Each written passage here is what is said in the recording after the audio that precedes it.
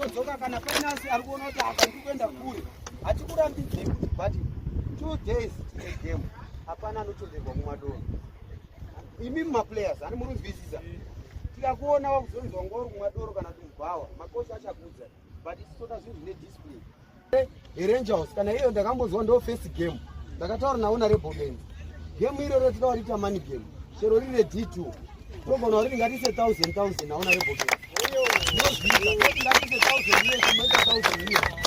tinotamba bhora redu kana madyiwo madino asi tikawina isu totovataura kuti ona Rebellion tinovatise 1000 US moisa 1000 US tinotamba bhora redu ratikutamba totamba bhora handiti saka timu yamajoinai isusu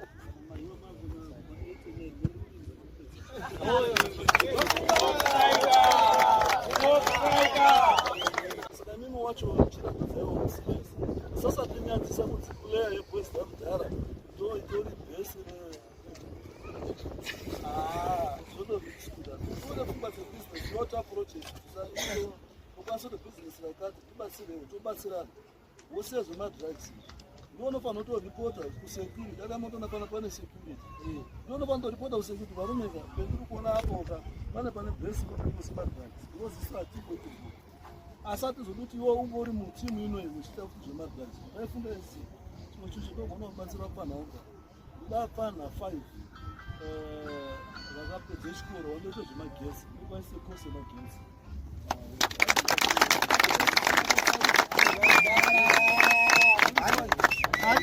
muchapesani matoona kuti kuboys pane makambani akati wandei matonzwa kuti parudiwa akapedza chikoro